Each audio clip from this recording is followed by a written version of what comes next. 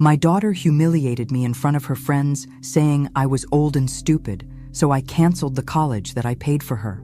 Before we begin, drop a comment below telling me where in the world you are listening, and make sure to subscribe for more life-changing journeys. The envelope from Princeton University felt heavy in my hands. I traced my fingers over the embossed logo before handing it to Olivia. After 19 years of sacrifice, sleepless nights, and second jobs, my daughter's future was sealed inside. I got in! Olivia's scream pierced the kitchen as she danced around. Mom, I got in! Princeton, can you believe it? I couldn't stop the tears. Your father would have been so proud, I whispered, remembering Robert and how we'd dreamed of starting a family before his car accident 20 years ago. Olivia was already texting everyone she knew. We have to celebrate, like a real party. She looked up, her eyes calculating rather than joyful. The Henderson twins got into Yale, and their parents rented out Bellini's. Sweetheart, that's a bit out of our price range. I started, mentally reviewing our savings account. Mom, it's Princeton. Her voice took on that edge I'd learned to dread. Do you want me to look pathetic compared to everyone else? It's bad enough I have to say I'm adopted when people ask why my mom is practically a senior citizen. The barb stung, but I pushed it aside like I always did. Of course not, honey. We'll figure something out. 3 weeks later, our modest house was transformed into what Olivia deemed an acceptable celebration venue. I dipped into my emergency fund for catering, decorations, and even hired student bartenders. I stood in the kitchen, arranging hors d'oeuvres, when Olivia burst in with 3 friends from Lakeside Prep. Mom, where are the little shrimp things? She demanded, barely looking at me. Coming right up, I smiled at her friends. Congratulations to all of you on your acceptances. Mrs. Sullivan, your home is lovely, said Emma, the only one who bothered to meet my eyes. Oh God, Mom, don't start with the small talk. Olivia rolled her eyes. Just bring the food out when it's ready. After they left, I leaned against the counter, willing away the hurt. This was Olivia's night. The party was in full swing when I ventured upstairs for more napkins. As I passed the guest bedroom, I heard Olivia's laugh, followed by, "Can you imagine having to explain her to my college friends?" I froze, hand halfway to the doorknob. At least your real mom was probably young and cool. I recognized Brooke Henderson's voice. Like, was she a teen mom or something? I tell everyone my parents were brilliant grad students who died in an accident, Olivia said casually. It's less embarrassing than admitting I was adopted by a desperate old woman who couldn't have kids of her own.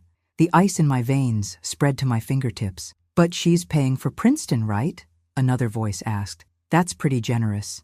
She's mortgaging the house, Olivia snorted, as if I'd let her off the hook after all the time she embarrassed me.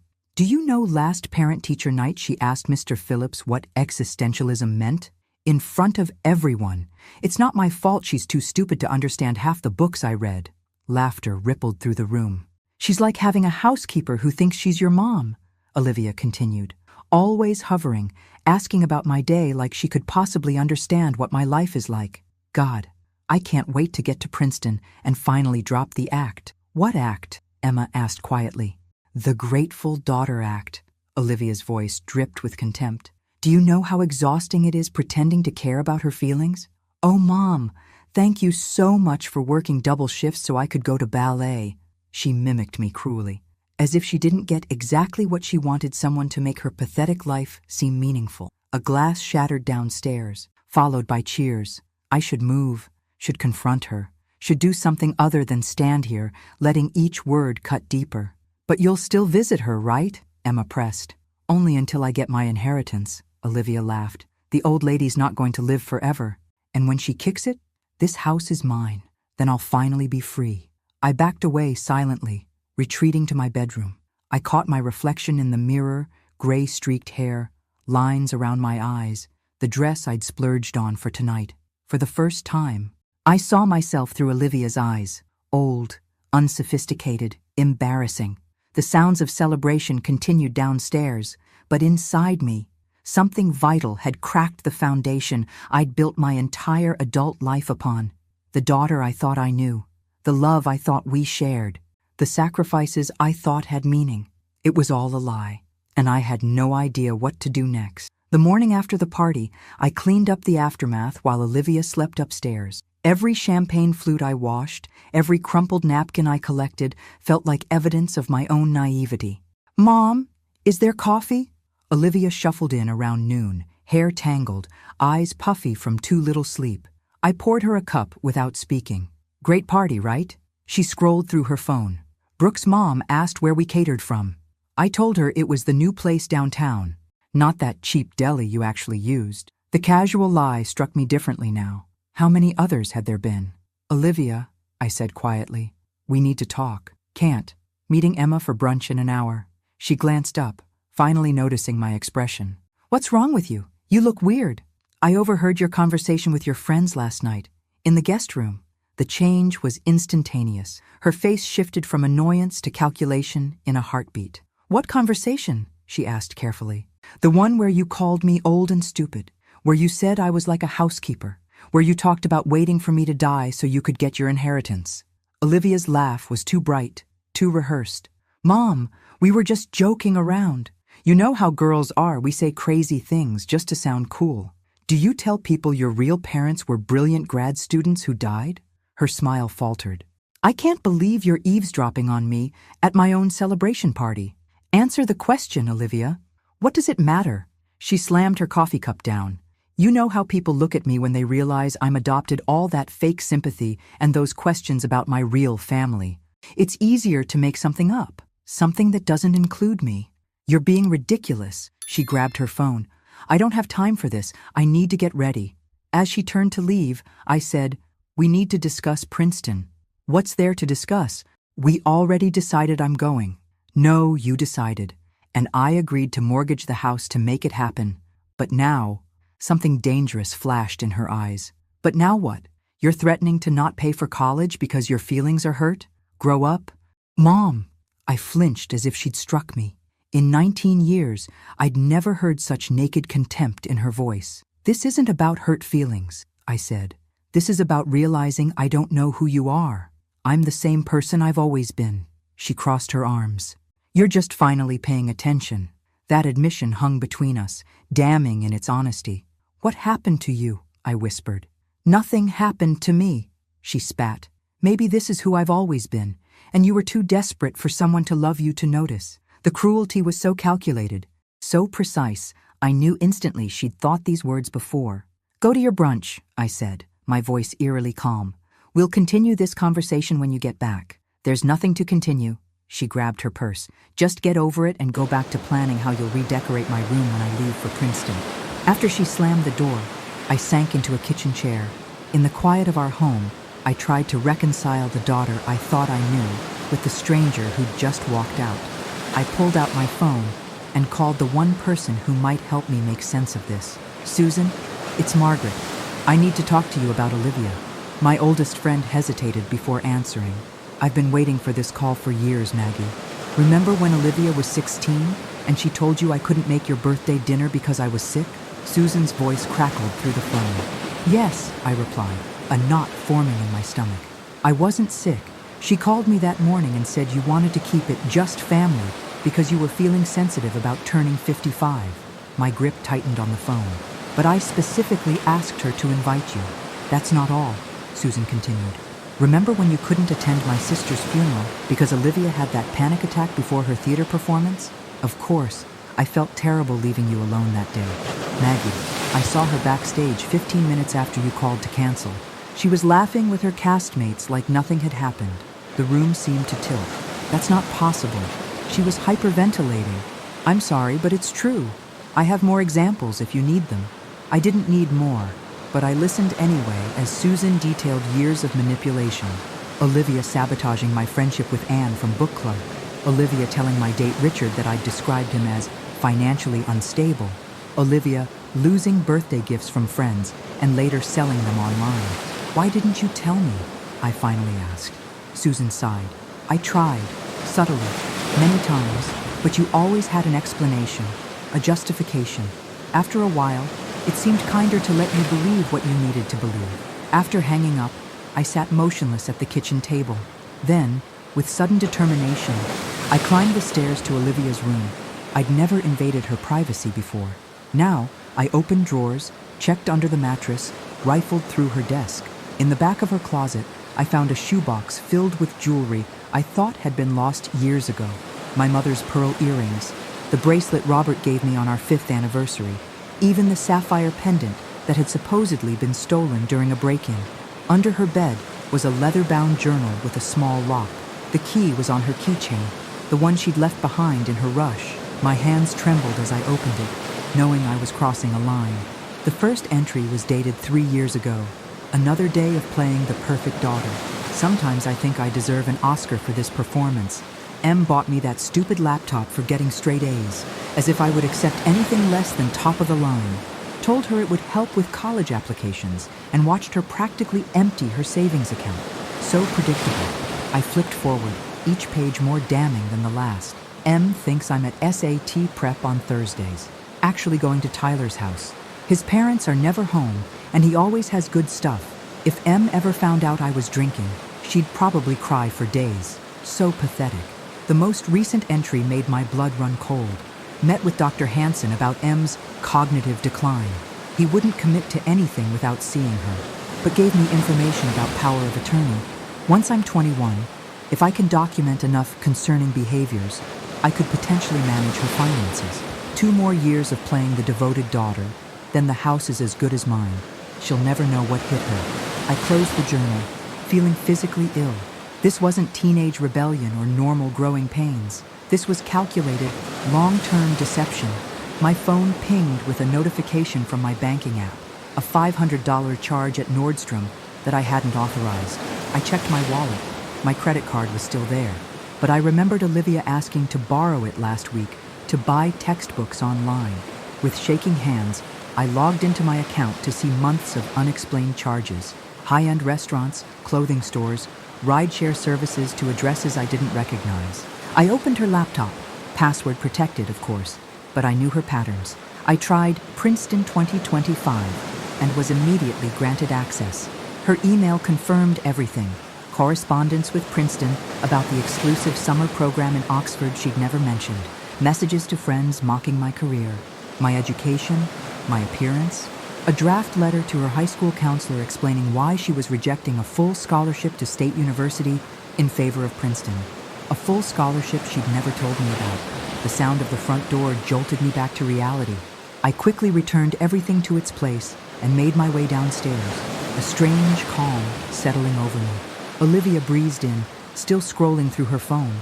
"Emma says hi," she said without looking up. "Did you have a nice time?"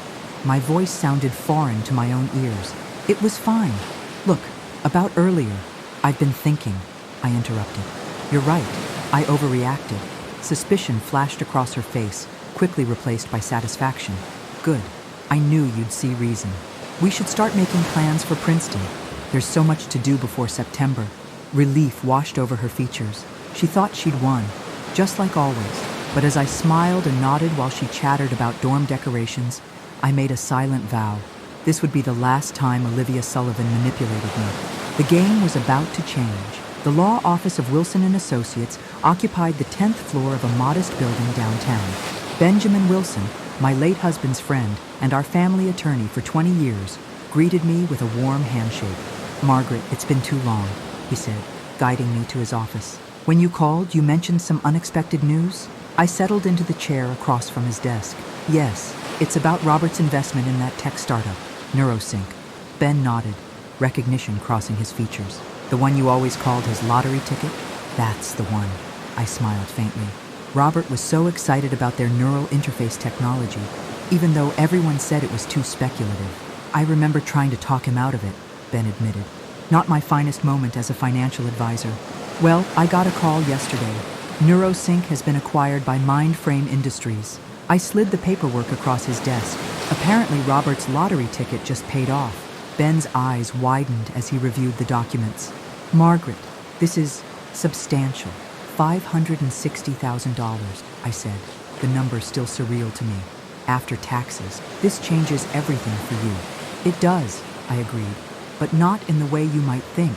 I spent the next hour explaining the situation with Olivia, the overheard conversation, Susan's revelations, the evidence I'd found.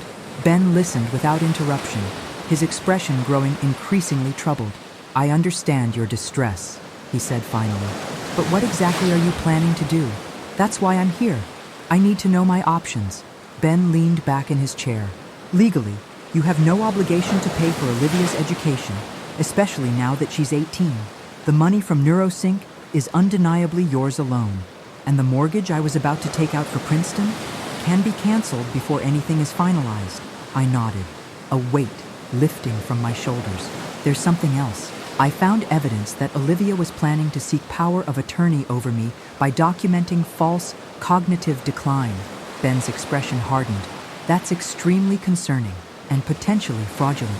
She also rejected a full scholarship to State University without telling me, which means she deliberately chose the option that would cost you the most, Ben concluded. Exactly. What do you want, Margaret? Truly? The question caught me off guard. What did I want? Revenge? Punishment? Neither felt right. I want her to learn the lesson I failed to teach her all these years. I said finally, that actions have consequences, that relationships require honesty, that love doesn't mean being a doormat. Ben nodded thoughtfully. Then perhaps we should craft a strategy that's educational rather than punitive. For the next 2 hours, we outlined a plan. First, I would transfer the money intended for Princeton into a separate account only I could access. Next, I would cancel all credit cards Olivia used as an authorized user. Finally, with Ben's guidance, I would establish a trust fund with specific conditions Olivia would need to meet to access it. This isn't about withholding support, Ben clarified. It's about creating accountability. As I prepared to leave, Ben handed me a university brochure. One more thing to consider. It's never too late to pursue your own education, Margaret. I stared at the brochure for the local community college. I couldn't possibly. Why not? You've put your dreams on hold for decades. Maybe it's time to revisit them. After all, you've always loved literature. Those journals you've kept all these years, they show real talent. I was surprised he remembered my old habit of writing daily reflections and short stories. Robert had always encouraged my writing, but after his accident, I'd set that dream aside to focus on making ends meet and raising Olivia. When I arrived home, Olivia was waiting, a stack of Princeton housing forms on the kitchen table. "Where have you been?" she demanded. "I needed your signature on these hours ago. I had a meeting with Ben Wilson." "The lawyer? Why?" I set my purse down carefully. "I received some unexpected news today. An investment your father made years ago has finally paid off." Olivia's eyes lit up with naked greed. "How much?" "Enough to change our lives," I said carefully. "But perhaps not in the way you're thinking." "What's that supposed to mean?" "It means I've had a revelation today, Olivia. About you. About me. About the relationship we've built on my blind devotion and your calculated manipulation." She froze, then quickly recovered. "Is this about what you overheard again?" "I told you we were just joking." "Stop lying," I said quietly. "I know about the scholarship you rejected. I know about the Oxford program you applied to without telling me. I know about the credit card charges and the stolen jewelry and the journal where you detailed plans to declare me mentally incompetent." The color drained from her face. "You went through my things? You had no right." "Perhaps not, but I had every reason." "So what now?" she demanded, defiance replacing shock. "You're going to punish me by not paying for Princeton? Ruin my future because I hurt your feelings?" "No," I said calmly. "I'm going to give you exactly what you need, not what you want. And what you need, Olivia, is a lesson in consequences." The confusion on her face would have been comical under different circumstances. "I don't understand." "You will," I promised. "Starting tomorrow." As I climbed the stairs, leaving her staring after me in bewilderment, I realized this was the first conversation we'd ever had where I hadn't yielded to her emotional manipulation. It felt like waking up from a very long sleep. "You're going back to school?"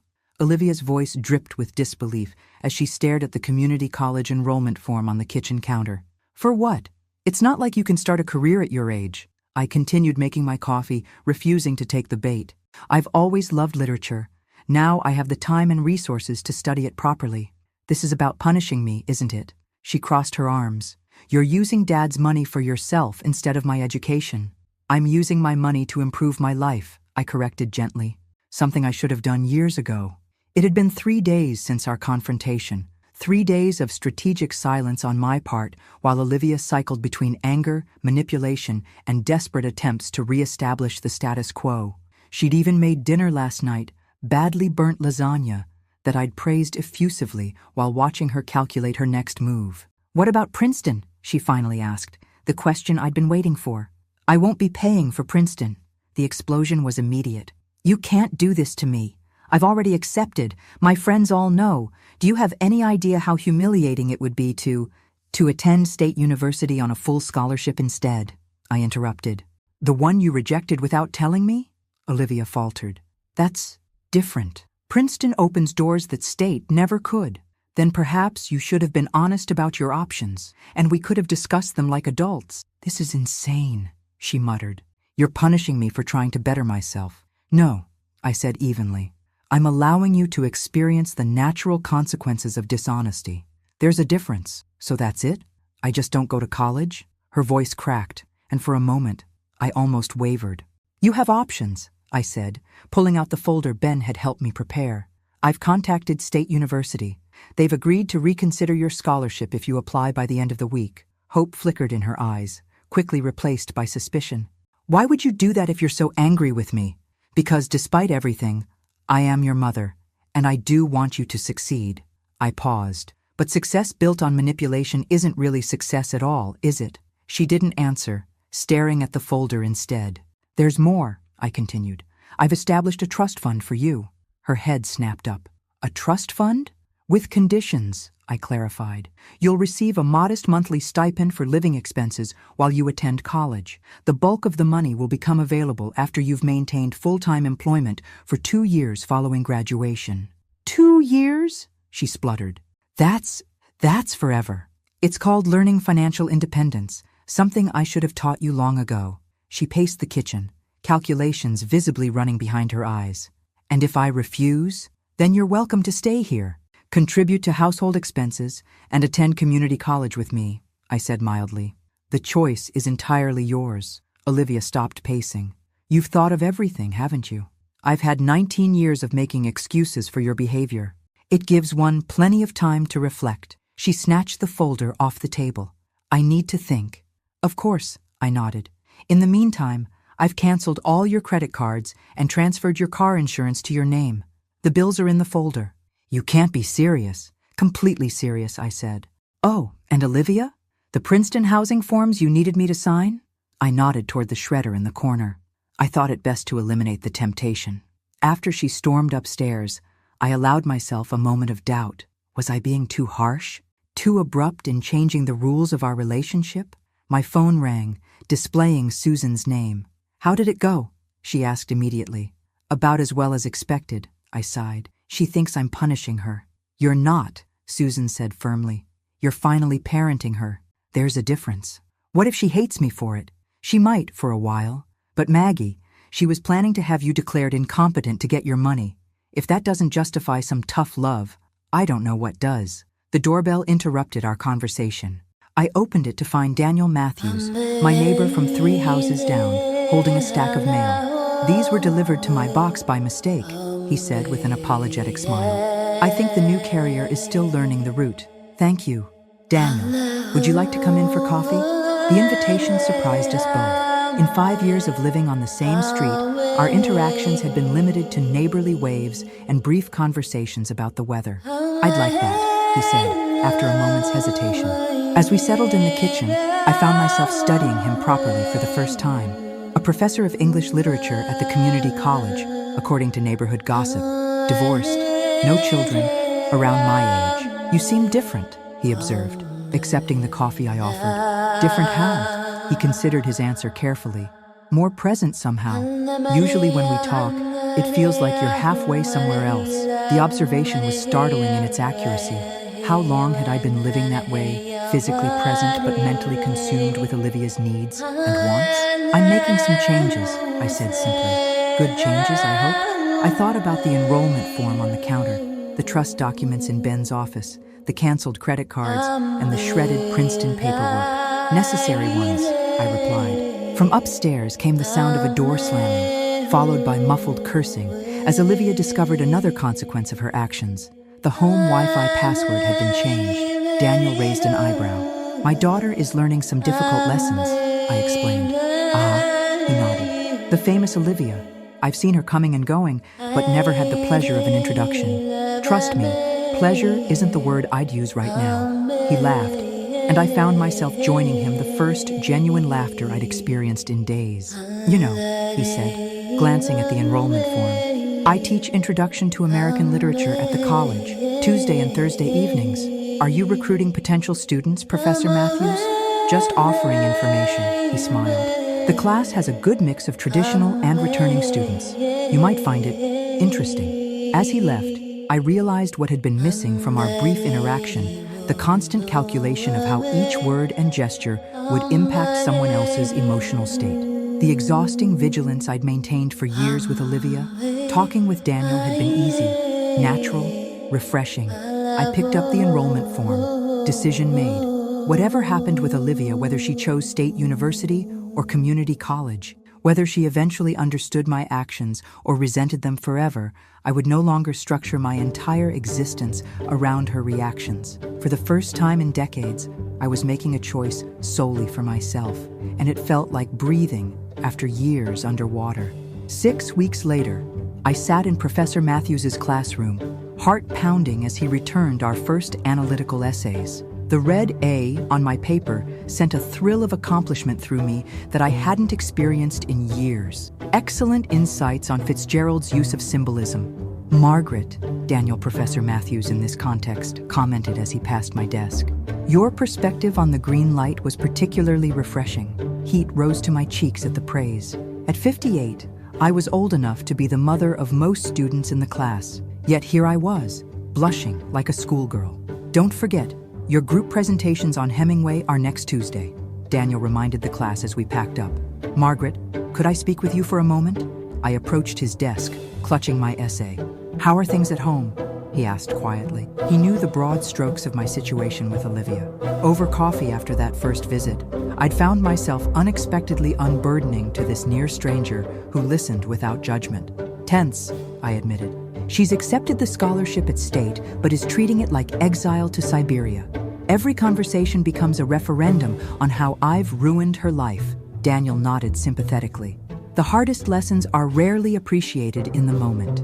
I keep wondering if I'm being too harsh. From what you've told me, you're finally being appropriately firm after years of enabling behavior that wasn't serving either of you. His validation eased the persistent guilt I'd been carrying. Thank you. I needed to hear that. That's not why I asked you to stay, though. He smiled, suddenly seeming almost nervous. The English department is hosting a lecture series on Gothic literature next month. I wondered if you might be interested in attending. As your student, I clarified, my heart inexplicably racing. As my guest, he specified, outside of our academic relationship. Wouldn't that create a conflict of interest? I asked, genuinely concerned. Daniel nodded. I've already spoken with the department chair. If you're comfortable with it, another professor would grade your remaining assignments this semester to avoid any ethical issues. His thoughtfulness touched me. You've really considered this. I have, he admitted. I value our intellectual connection too much to compromise it with impropriety. In that case, I'd like that very much. Walking to my car, I caught my reflection in a storefront window and paused. When had I started standing straighter? When had the perpetual worry lines between my brows softened? When had I last purchased clothes for myself, not on clearance? The woman looking back at me was still recognizably Margaret Sullivan, but something fundamental had shifted a confidence that came not from external validation, but from rediscovering my own worth. At home, Olivia sat at the kitchen table surrounded by paperwork, scowling at her laptop. State's honors housing is already full, she announced without preamble. I have to choose between the regular dorms or a shared apartment off campus. What does your budget allow for? I asked, setting down my book bag. The question clearly irritated her. Since implementing our new financial arrangement, I'd refused to solve such problems for her. The apartment would be cheaper if I find 2 roommates, she admitted reluctantly. But I don't know anyone at State. Sounds like an opportunity to meet new people, I suggested. Starting dinner preparations. Olivia watched me with narrowed eyes. You're different lately. Am I? I don't know, less available. The observation was telling. To Olivia, my value had always been measured by my availability to meet her needs. I have my own studies to focus on, I replied. Speaking of which, I got an A- on my first essay. Good for you, she said, not entirely succeeding at hiding her sarcasm. Learning to analyze The Great Gatsby will really transform your career prospects. Rather than rise to the bait, I simply continued chopping vegetables. Actually, I've been invited to a lecture series on Gothic literature next month. Thrilling, she rolled her eyes. With Professor Matthews. Something in my tone made her look up sharply. Wait, like a date? Yes, I said simply. You're dating my literature professor? Confusion warred with disgust on her face. He's not your professor, and yes, I'm exploring the possibility. That's weird, is it? I kept my tone light. I'm a single woman enjoying intellectual conversation with a man who shares my interests. Seems perfectly normal to me. You're almost 60. 58, I corrected, which means I potentially have decades of life ahead of me. Did you expect me to spend them all alone once you left for college? She had no answer for that. The truth was, she had never considered my life beyond its utility to hers. Whatever, she finally muttered, returning to her laptop. I need to make a decision about housing by Friday. The stipend you're allowing me barely covers anything. It covers necessities, I pointed out. If you want extras, you might consider a part-time job. A job? She looked genuinely shocked. While taking a full course load? Millions of students manage it every semester. This is punishment, she declared. You're deliberately making things difficult for me. No, Olivia, I'm introducing you to reality. I set down my knife. The reality most young adults face: balancing responsibilities, making financial decisions, experiencing consequences. All because you overheard one stupid conversation. That conversation was just the catalyst, I said quietly. This is about 19 years of patterns I should have addressed long ago. Our eyes met across the kitchen, and for a brief moment, something like understanding flickered in hers. Then her phone chimed, breaking the connection. It's Tyler, she said, checking the message. He got into state, too. Says he needs a roommate. Male roommate? I raised an eyebrow. Is that wise? She rolled her eyes. Tyler's gay, Mom. But thanks for the 1950s morality check. If he's reliable and respectful, it could be a good solution, I offered, refusing to be baited. Olivia seemed thrown by my reasonable response. She'd clearly expected opposition she could rail against. I'll tell him maybe, she said cautiously, as if waiting for the catch. The doorbell rang, and Olivia answered it before I could move. Susan's voice drifted from the entryway, followed by her appearance in the kitchen doorway. Book club night, she announced, holding up a bottle of wine. I brought the Pinot you like. Book club? Olivia echoed. First Thursday of the month, I explained, wiping my hands on a towel. We're discussing Rebecca tonight. Since when do you have a book club? Since 4 weeks ago, Susan supplied cheerfully. Your mom's analysis has been eye-opening. Apparently, studying literature formally gives one quite the critical perspective. The look of complete bewilderment on Olivia's face might have been comical under different circumstances. She was watching her carefully constructed image of me, the predictable, manipulable doormat, crumble in real time. I made chicken for dinner, I told her. Help yourself whenever you're hungry. We'll be in the living room. As Susan and I left the kitchen, I heard Olivia's baffled murmur, "Who are you?" The question echoed in my mind as I greeted the 3 other women in our newly formed book club. Who was I, now that I was becoming the person I might have been all along, if I hadn't lost myself in the consuming role of Olivia's mother? I was still discovering the answer, one day at a time, and for the first time in decades, the uncertainty felt exhilarating rather than terrifying. You're not even listening to me, Olivia's voice escalated, filling the kitchen with her frustration. I heard every word, I replied calmly, looking up from my textbook. You don't want to attend State's orientation because it conflicts with Brooke Henderson's Hamptons weekend. I simply asked if missing the official welcome events was wise. This isn't about orientation. This is about you controlling every aspect of my life now. I closed my book. No, Olivia. This is about you facing the reality that actions have consequences. You rejected a scholarship without consulting me, lied about other opportunities, and deliberately misled me about your intentions. Now you're living with the results of those choices. It was one stupid conversation, she shouted. One time I vented to my friends and you've completely overreacted. Is that what you think this is about? One conversation? What else? I took a deep breath. It's time we had complete honesty between us. Follow me. Curiosity temporarily overriding defiance, she followed me to my home office. I unlocked the bottom drawer of my desk and removed a thick folder. "What's that?" "Evidence," I said, laying out the contents on my desk. Bank statements showing unauthorized charges on my credit cards. Photographs of jewelry you claimed was stolen that I found hidden in your closet. Printouts of social media posts where you ridiculed me to your friends. Your journal entries describing plans to have me declared mentally incompetent. She stared at the damning collection, color draining from her face. "This isn't about one conversation, Olivia. It's about a pattern of deception and manipulation that I enabled for years." "You went through my private things," she whispered, unable to muster her usual indignation in the face of such overwhelming evidence. "Yes," I acknowledged. "After 19 years of respecting boundaries, you consistently violated." "So what now?" she demanded, anger returning. "You've got your file of evidence. Are you throwing me out? Disowning me?" "No," I said gently. "I'm giving you the gift I should have given you years ago, the chance to become a responsible, ethical adult. By controlling my money? By forcing me to go to state instead of Princeton? That's your idea of a gift? By allowing you to experience natural consequences rather than shielding you from them," I corrected. "Princeton was never your right. It was a privilege you hadn't earned." "Hadn't earned?" she scoffed. "I had the grades. I got accepted. And you lied about your alternatives, manipulated me into financial arrangements that would have crippled my future, and showed contempt for the very person you expected to fund your ambitions." I gathered the papers back into the folder.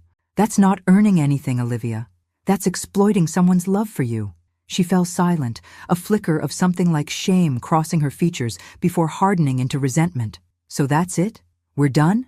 You've made your point?" "We're not done. We're just beginning a new chapter." I handed her an envelope. "This came for you today, from State." She opened it reluctantly, scanning the contents. "They want me to apply for their honors literature program," she said, confusion evident. "But I'm pre-law. They were impressed by your essay.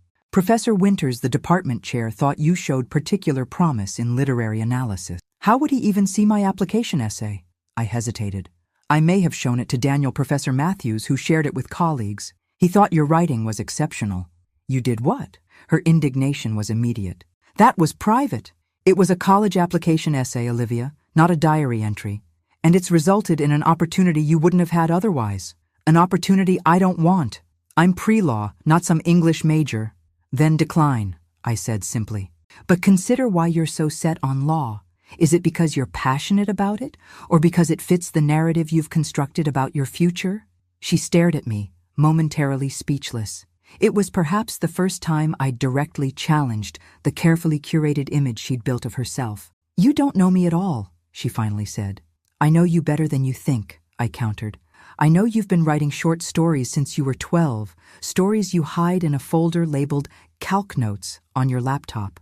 I know you spend hours analyzing film adaptations of classic novels, but tell everyone you're watching for the costumes. I know you light up when discussing character motivations, but force yourself to sound equally enthusiastic about constitutional law." Her expression shifted from defiance to vulnerability so quickly it stole my breath. For a brief moment, my actual daughter, not the calculated persona she'd perfected, looked back at me. "When did you figure all that out?" she asked quietly. "I've always seen you, Olivia, even when you thought I was blind to everything but my own need for your approval." She swallowed hard. "It doesn't matter anyway. Literature doesn't pay the bills. Neither does an undergraduate degree in political science," I pointed out. "Law school comes after, regardless of your major." She fingered the invitation, conflict evident in her expression. "I'd still be stuck at State, where you'd have a chance to define yourself on your own terms, not through the prestige of an institution." "Is that what you're doing? Redefining yourself?" The question held no sarcasm for once. "I'm rediscovering the person I set aside to become what I thought you needed," I corrected. "There's a difference. And if I refuse your terms, if I try to find another way to Princeton, that's your choice. But my terms regarding financial support won't change." She crumpled the honors program invitation in her fist. "This isn't fair." "It's perfectly fair," I said quietly. "It's simply not what you wanted." "I hate this," she whispered, and for the first time in our confrontation, I glimpsed genuine emotion rather than tactical display. "I hate feeling trapped. That's not a pleasant feeling, is it? Now imagine how I felt when I discovered your plans to have me declared incompetent so you could access my assets." She flinched as if physically struck. "I should never have written that down," she muttered. "The problem isn't that you wrote it down, Olivia. The problem is that you thought it at all." She paced the small office, agitation evident in every movement. "So what am I supposed to do now? Just surrender? Accept defeat?" "This isn't a battle," I said. "It's a crossroads. You can continue fighting against consequences or learn from them. You can cling to a version of your life that requires manipulating others, or you can begin building something authentic." Easy for you to say.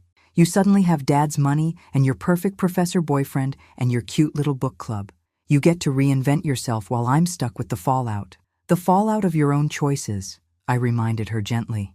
And yes, I do have new opportunities, because for the first time in decades, I'm choosing myself rather than subordinating my needs to yours. She stared at me for a long moment, searching my face for some sign of wavering. Finding none, she snatched the honors program invitation from where she'd discarded it. "Fine," she said, her voice tight.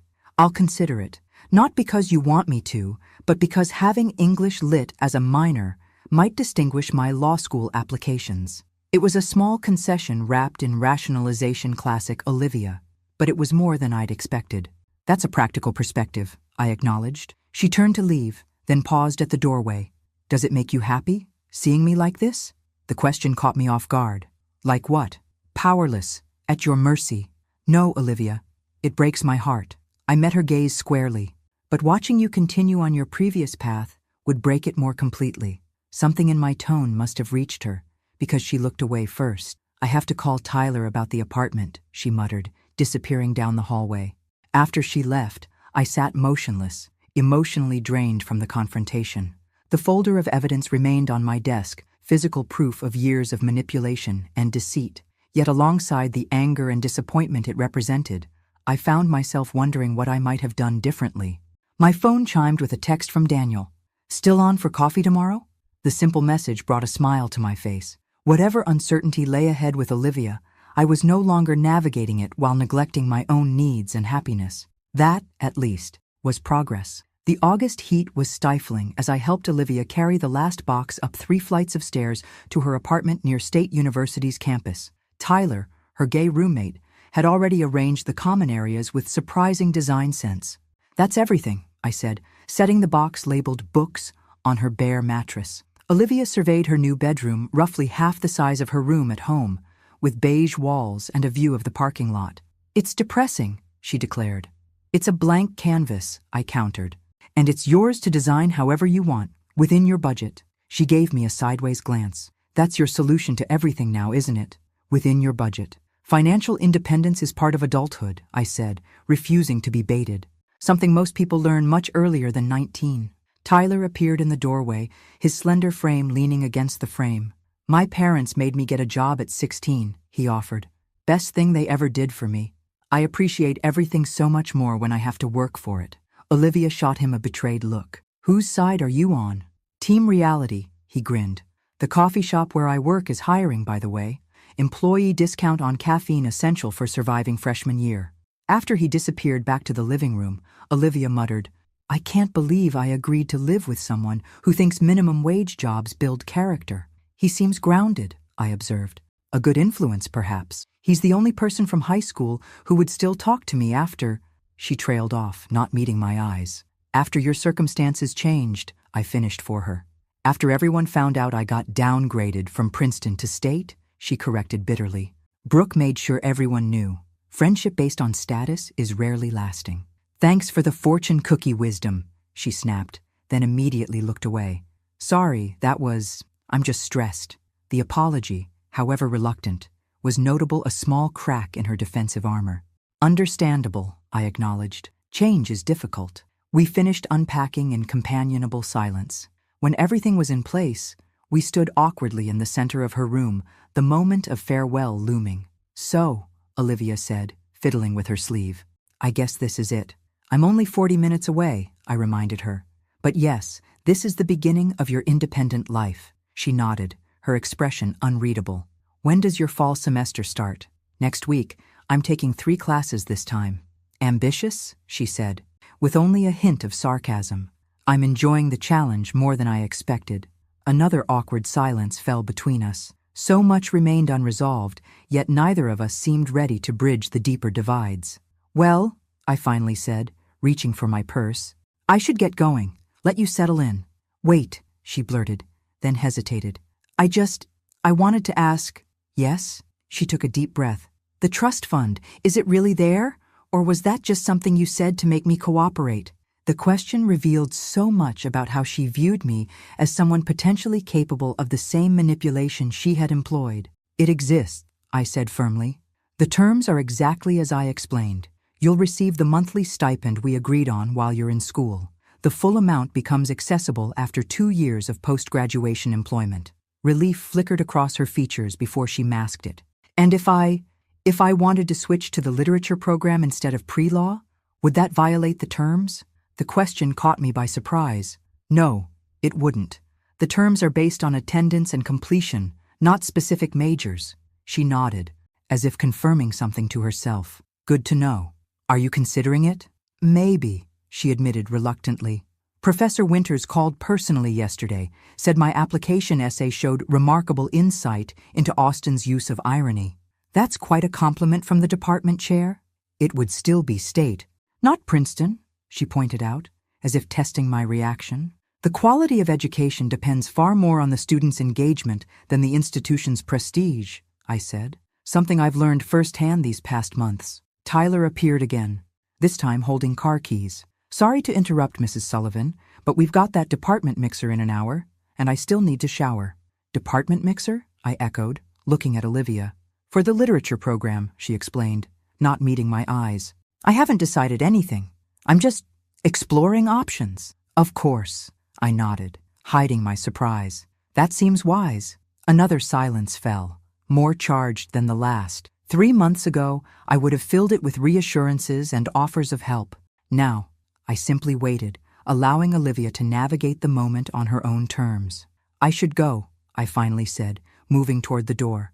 Mom, she called, stopping me. The word sounded different somehow, less a title of convenience and more an acknowledgement of relationship. Thank you for helping with the move. You're welcome, I replied simply.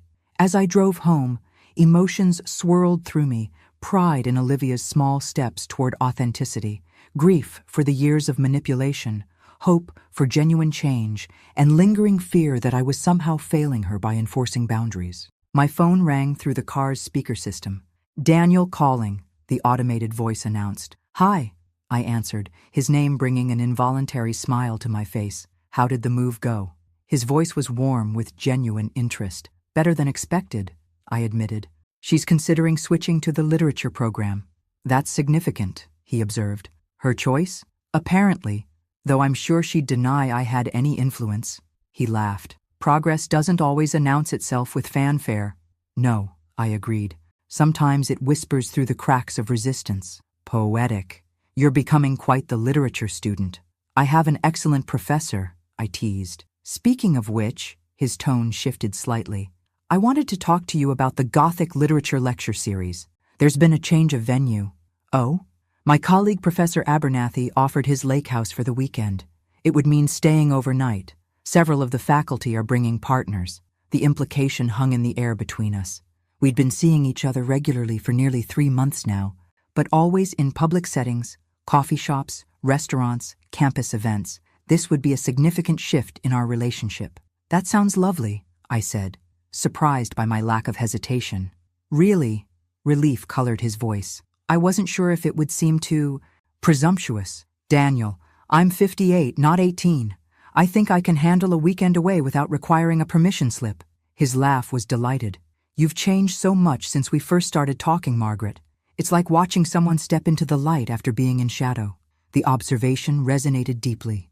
I had been living in the shadow of Olivia's needs and manipulations for so long that I'd forgotten how it felt to stand in my own light. 3 months into the fall semester, I sat in the university auditorium watching Olivia step up to the podium. As one of 2 freshmen selected to present at the literature department's undergraduate symposium, she looked both terrified and exhilarated. Good afternoon, she began, her voice wavering slightly before finding its strength. My paper explores the parallels between economic dependency and emotional manipulation in Jane Austen's Mansfield Park and Charlotte Perkins Gilman's The Yellow Wallpaper. Pride swelled in my chest as she articulated her analysis with growing confidence. Something about her seemed different, not just her appearance, though she'd abandoned her expensive highlights and designer clothes for a simpler style, but something in her bearing. There was an authenticity to her enthusiasm that I hadn't witnessed in years. Tyler sat beside me, occasionally snapping photos for what he called the roommate archives. In the 3 months they'd lived together, he'd become an unexpected ally in Olivia's transformation. His no-nonsense approach, cutting through her manipulative tactics with disarming humor. "She's actually good at this," he whispered, as Olivia fielded questions from faculty members. Like, genuinely good, not just faking it to impress people good. "Yes," I agreed. "I think she is." After the symposium, we waited in the lobby as Olivia accepted congratulations from professors and fellow students. When she finally approached us, her cheeks were flushed with genuine pleasure. "Professor Winters wants me to expand my paper for the regional conference in spring," she announced, barely containing her excitement. "That's wonderful," I said, resisting the urge to hug her. Our relationship remained tentative, the old patterns too easily triggered by physical proximity. "The department's hosting a dinner for the presenters," she continued, "so I can't do coffee like we planned." "Of course," I nodded. "This is a significant achievement. You should celebrate." She hesitated, shifting her weight from one foot to the other. "You could come," she offered tentatively. "To the dinner, if you want." Professor Winters said presenters could bring guests. The invitation caught me off guard.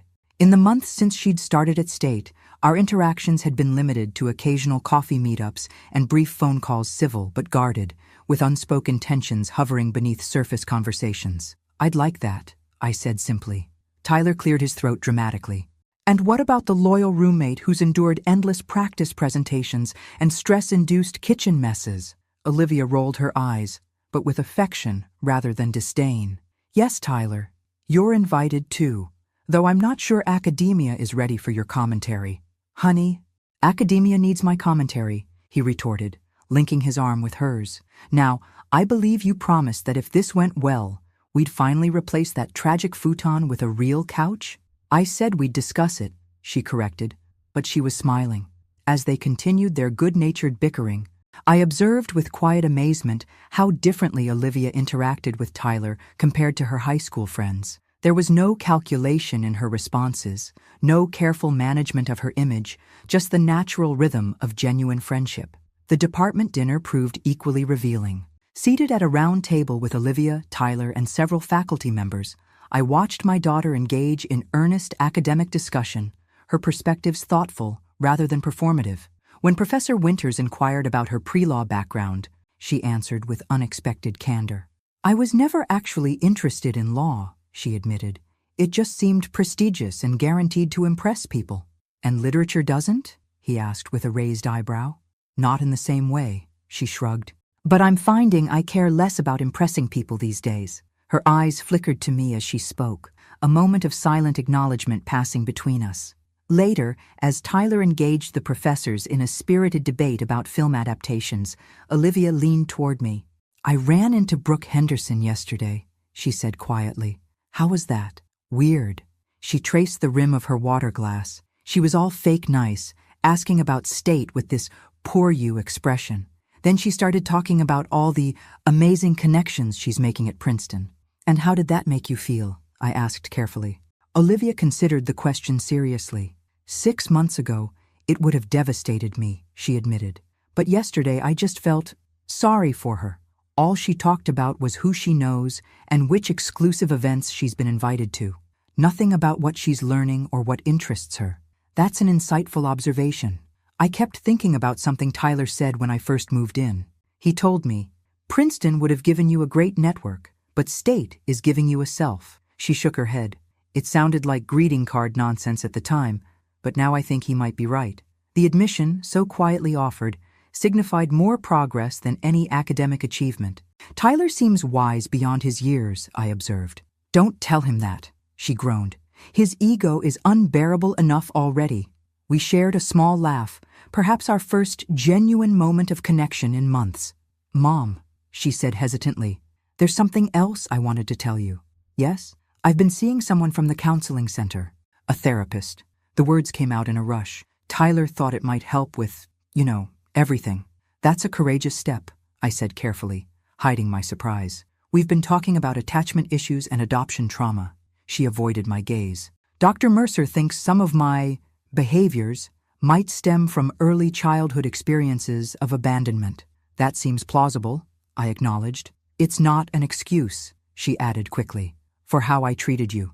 She's very clear about that, but it helps me understand some of the patterns. Understanding is the first step toward change. She nodded, fidgeting with her napkin. There's something else, something I've never told you. I waited, giving her space to continue at her own pace. When I was 14, I found those letters from the adoption agency, she said, her voice dropping to near whisper. The ones that mentioned I'd been returned by 3 previous families. My heart clenched. Olivia. I only saw fragments enough to piece together that I wasn't anyone's first choice, or second, or third. She swallowed hard. I convinced myself you only kept me because you were desperate and had no better options. That wasn't true, I said gently. I chose you specifically, Olivia. Your file was the only one I requested to see. Surprise flickered across her face. Why? The question transported me back 19 years, to the small office where I'd first seen her photograph, a solemn-eyed child with defensive posture and wary expression. Because the social worker described you as challenging but brilliant. Because your eyes held questions I wanted to help answer. Because when every other prospective parent saw problems, I saw potential. She blinked rapidly, emotion breaking through her carefully maintained composure. I've been awful to you, she whispered. At times, I agreed, not sugarcoating the truth. And I enabled behaviors I should have addressed years ago. We both have healing to do. Tyler's laugh drew our attention back to the wider table conversation, providing a welcome respite from the intensity of our exchange. Olivia discreetly wiped her eyes before rejoining the discussion, her academic persona slipping back into place like a comfortable garment rather than a deceptive mask. As I drove home later that evening, I realized something profound had shifted between us. Not forgiveness that would require more time and conversation, but understanding. A tentative bridge spanning the chasm of hurt and deception that had defined our relationship for too long. My phone beeped with a text message at a stoplight. I expected Daniel, who was attending a conference in Chicago, but instead saw Olivia's name. Thank you for coming tonight. It meant more than I can say. Simple words that would have seemed insignificant months ago now carried the weight of genuine emotion.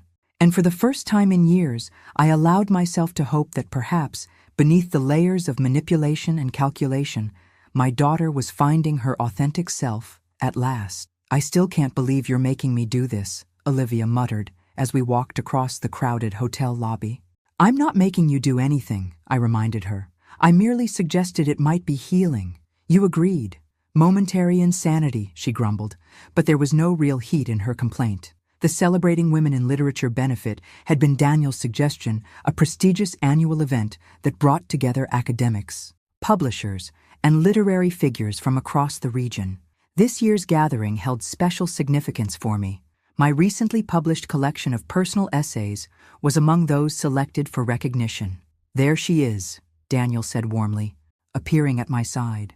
The woman of the hour. Hardly, I demurred, though pleasure at his pride warmed me through. I'm just one of 20 authors being acknowledged, the only first-time author, he corrected, placing a gentle kiss on my cheek. That makes you special. Olivia watched our interaction with a slightly bemused expression. Though she'd gradually accepted Daniel's place in my life over the past year, she still seemed surprised by outward displays of affection between us. Professor Matthews, she acknowledged with a nod that was almost respectful. Olivia, he returned with a smile. Your mother tells me your research paper was accepted for publication in the undergraduate journal.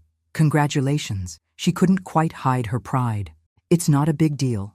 Publishing as a sophomore is absolutely a big deal, he countered, especially in a peer-reviewed journal. Before she could respond, a familiar voice called my name. I turned to see Susan approaching, elegant in a navy dress I'd helped her select for the occasion. There's my literary star, she beamed, embracing me tightly. I've already told everyone at my table that I knew you when you were just a harried mom with a secret notebook of stories. Hardly a star, I protested. But thank you for coming. As we settled in, I scanned the room out of habit, noting the elegant decorations and diverse attendees. My gaze stopped abruptly on a familiar face 3 tables away.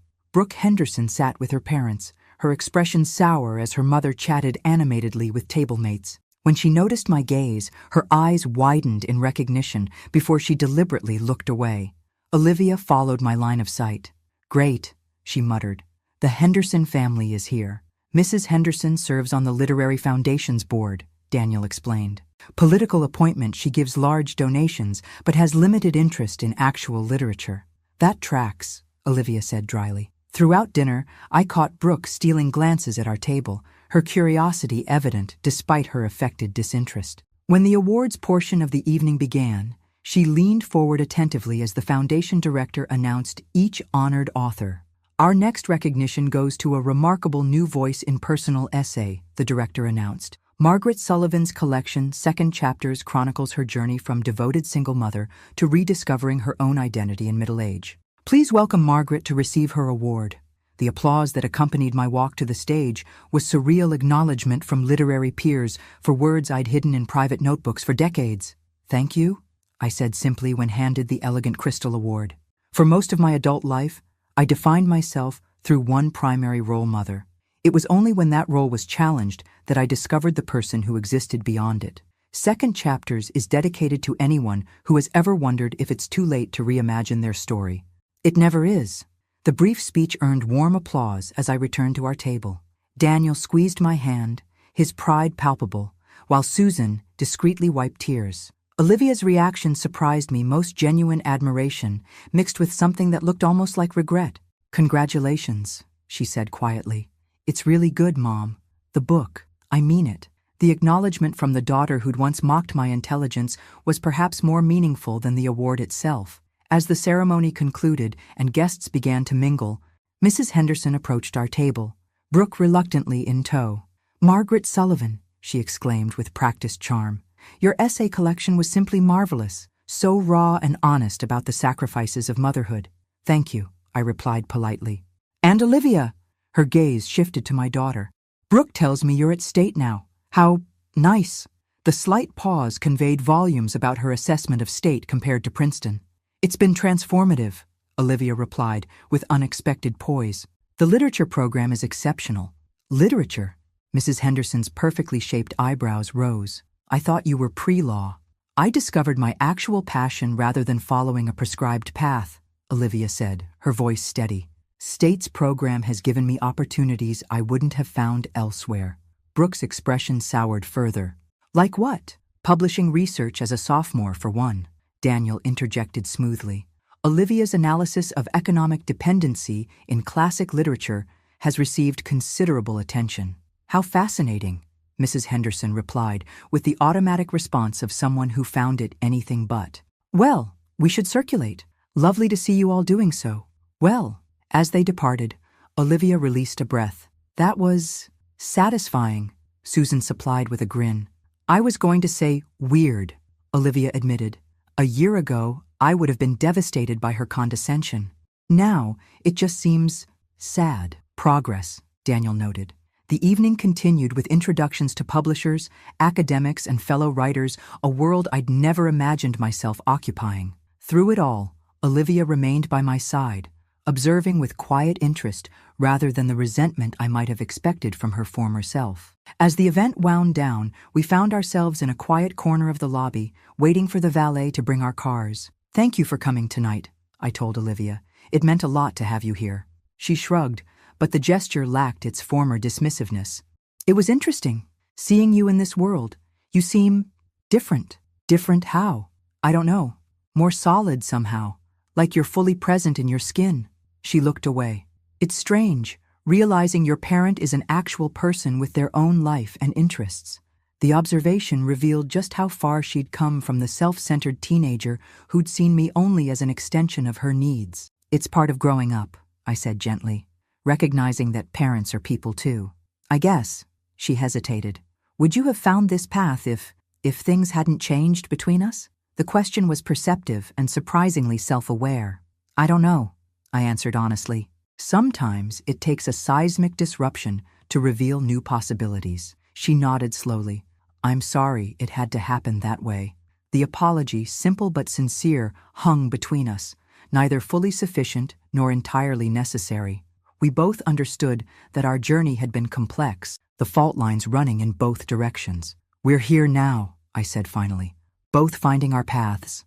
Daniel and Susan joined us as the valet arrived with our cars. Goodbyes were exchanged, plans made for Susan's upcoming birthday dinner.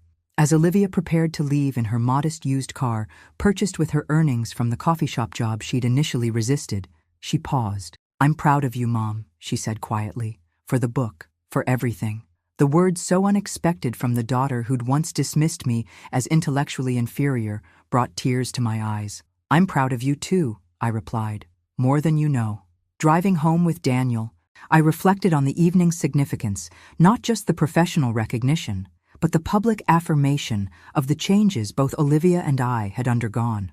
You're quiet, Daniel observed, reaching for my hand. Just thinking about how much has changed in 2 years, I said. For both of us. For the better? I considered the question carefully. Yes, despite the pain, despite the difficult conversations and adjustments, undeniably for the better.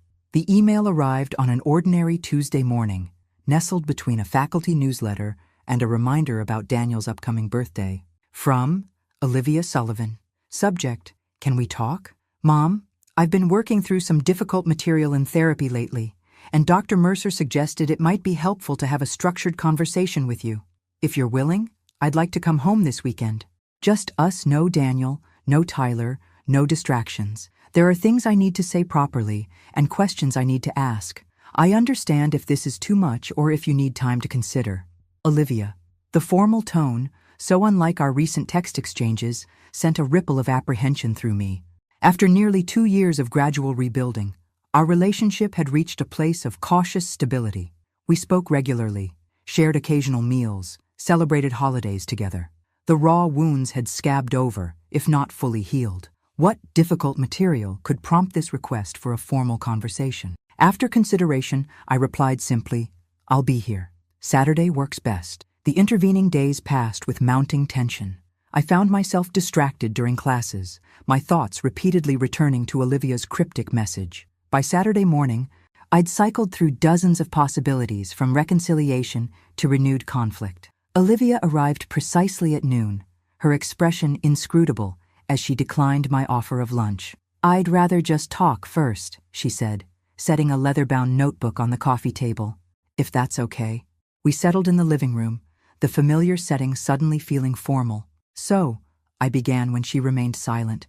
You wanted to talk. Olivia nodded, visibly gathering her courage. Dr. Mercer and I have been focusing on something called radical honesty in our sessions. It's challenging, I can imagine. Part of the process involves acknowledging harm I've caused and taking full responsibility without deflection. She opened the notebook, revealing pages of handwritten notes. I've spent months writing this all down, trying to be completely honest about my behavior toward you. My breath caught. This was not what I'd expected. You don't have to. I do, she interrupted gently. For me, as much as for you. She took a deep breath and began reading from her notebook. Mom, for most of my life, I manipulated, deceived, and emotionally exploited you. I used your love as a weapon against you. I deliberately made you feel intellectually inferior to boost my own ego. I lied about trivial matters and significant ones. I stole from you not just objects and money, but opportunities and peace of mind. Her voice remained steady despite the damning self-assessment. I sabotaged your friendships out of jealousy. I ridiculed you behind your back while accepting your sacrifices. I made you feel that you were lucky to have me in your life, when the truth was exactly the opposite. When I discovered an opportunity to attend Oxford, I hid it because I didn't want you to benefit from it. When I received a full scholarship to state, I rejected it because I wanted you to suffer financially for my prestige. Each admission felt like opening a wound I'd thought healed, yet somehow the pain was cleansing rather than destructive. Most unforgivably, she continued, I actively planned to have you declared mentally incompetent so I could control your assets. This wasn't a momentary lapse or a teenage whim, it was a calculated, sustained effort to strip you of your autonomy. She looked up from her notes, meeting my gaze directly. I hurt you deliberately and repeatedly. I can't undo that harm, but I can acknowledge it without excuses or deflection. I am profoundly sorry, Mom, not just for what I did, but for who I chose to be. The silence that followed felt charged with 2 decades of complicated emotions. That couldn't have been easy to say, I finally managed. It wasn't, she admitted. But it's been even harder living with the knowledge of who I was, who I still am in some ways, though I'm trying to change. You have changed, I said softly. I've witnessed it. Parts of me have, she acknowledged, but the core patterns, they're deeply ingrained. Dr. Mercer says they likely stem from attachment trauma during my first years of life, before you adopted me. She hesitated, then asked the question that seemed to be the real purpose of her visit. Did you know about my background before the adoption? I considered my answer carefully. I knew you'd been in multiple foster placements and that previous adoptions hadn't worked out. I was told you had adjustment difficulties due to early trauma. But not the specifics? No, those were sealed by the agency. She nodded, absorbing this. I've been trying to access my early records through legal channels. Dr. Mercer thinks understanding exactly what happened in those first 3 years might help me process some of the attachment issues. And have you been successful? Partially. I've learned I was removed from my birth mother at 13 months due to severe neglect. After that, there were 7 foster placements and 3 failed adoption attempts before you. She swallowed hard. No wonder I have trust issues. Olivia, I said gently, nothing in your early childhood justifies how you treated me. Explains, perhaps, but doesn't excuse. I know, she said quickly. That's what Dr. Mercer emphasizes. Understanding the origins of my behavior doesn't absolve me of responsibility for it. She paused. There's something else I need to ask you, and it's going to sound terrible. Go ahead. Did you ever regret adopting me? The question emerged barely above a whisper. The honesty of the moment demanded nothing less than complete truth. There were moments, I admitted.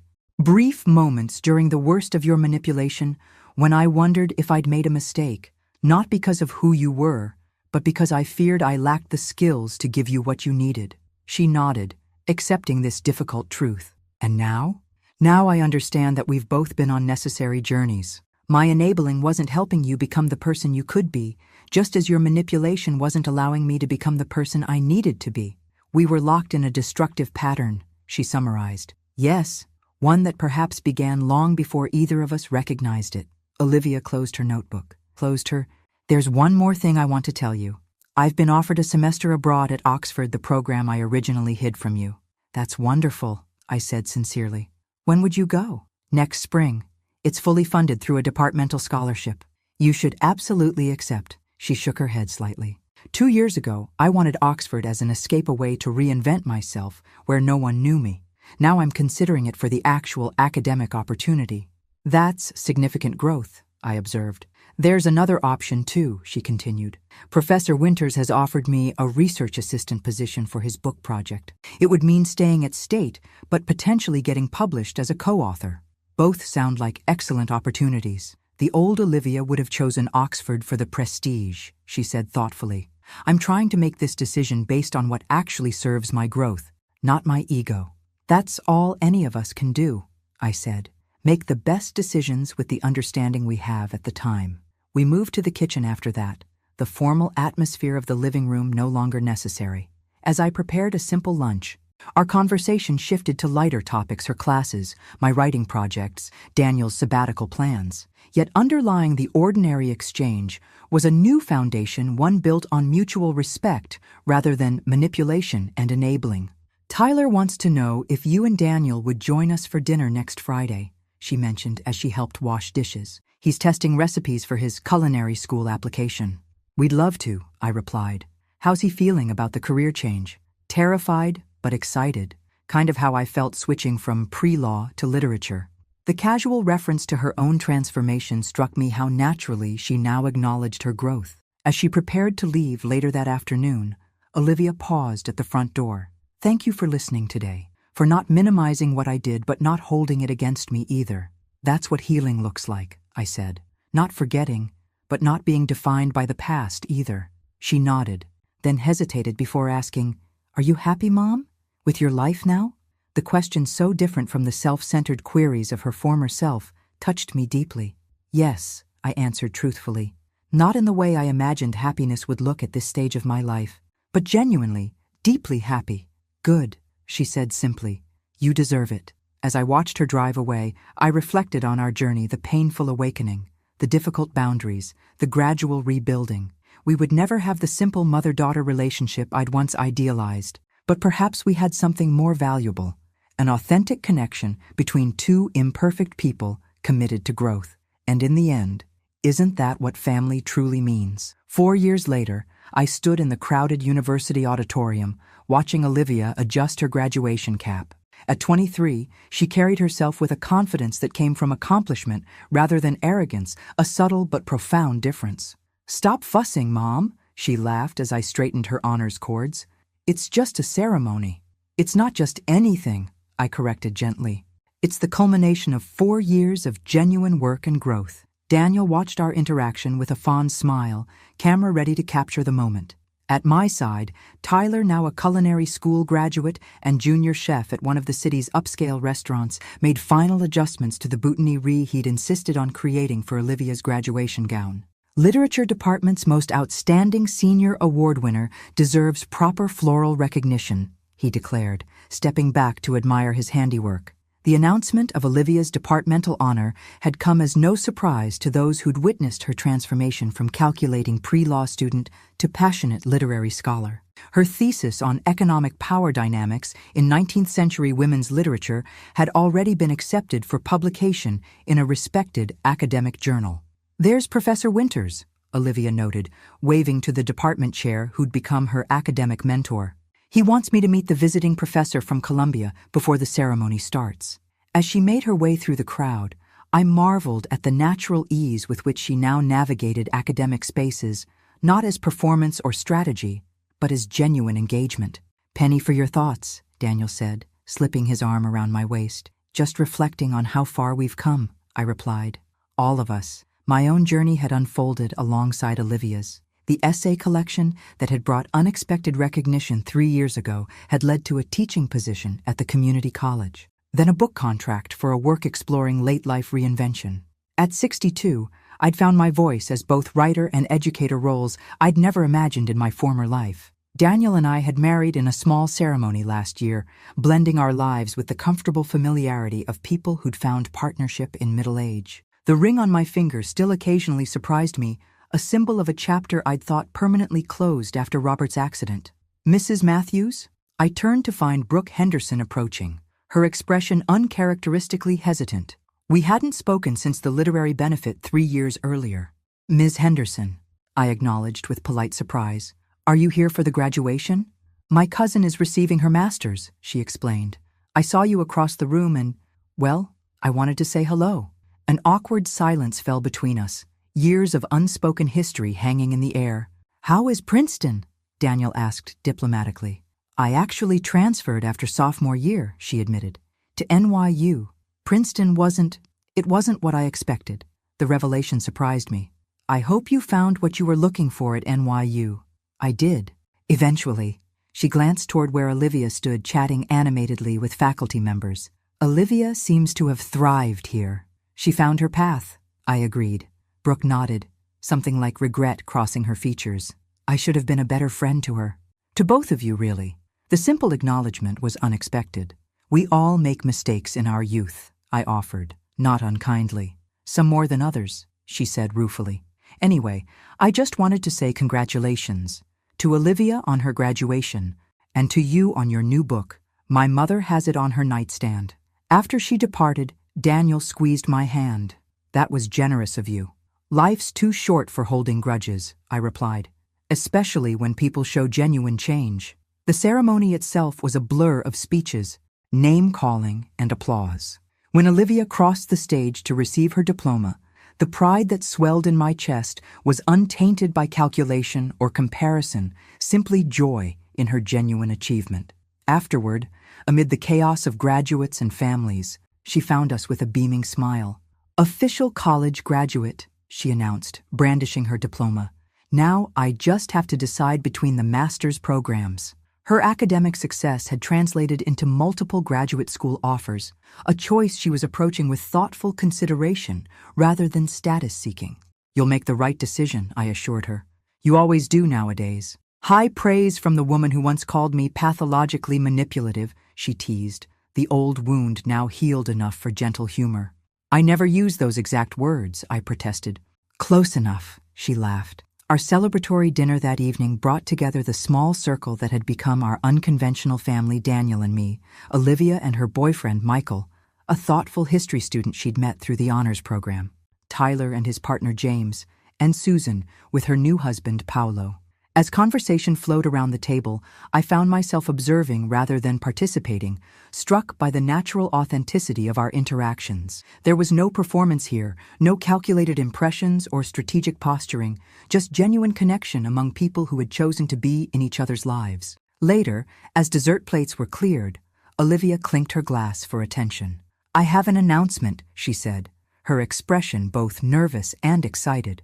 "I've made my decision about graduate school." All eyes turned to her expectantly. "I've accepted the fellowship at the University of Michigan," she revealed. "Their interdisciplinary program in literature and social justice is exactly what I want to pursue."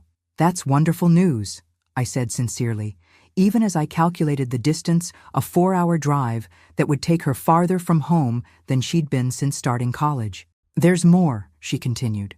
"Part of why I chose Michigan is because they've offered Mom a visiting professorship in their creative writing program for the fall semester." Stunned silence met this revelation. "They what?" I finally managed. "I might have sent them your collected essays and mentioned you were working on a new book," Olivia admitted with a mischievous smile. "Dr. Abernathy there was impressed and reached out to the department chair. The official offer should arrive by email tomorrow." "You did this?" I asked, overwhelmed by the thoughtfulness behind the gesture. "It's entirely on your merit," she assured me. "I just made the introduction. The rest was all you." "But what about Daniel? My class is here?" My mind raced through practical considerations. "It's just one semester," Daniel interjected, and I realized from his lack of surprise that he'd been in on the secret. "I've already arranged a sabbatical exchange with their English department for the same period." The careful coordination, the thoughtfulness required to arrange this opportunity without manipulating or pressuring struck me as the clearest evidence of how far Olivia had come. "You did all this for me?" I asked softly. "For us," she corrected. "You once gave me the gift of accountability when it was the last thing I wanted, but the first thing I needed. This is my way of giving you the gift of opportunity, a chance to expand your horizons just when you might be tempted to settle into comfort." The wisdom in her words and the genuine care behind them brought tears to my eyes. "When did you become so insightful?" I wondered aloud. "I had an excellent teacher," she replied simply. Later that night, as Daniel and I prepared for bed, I found myself reflecting on the symmetry of our journey.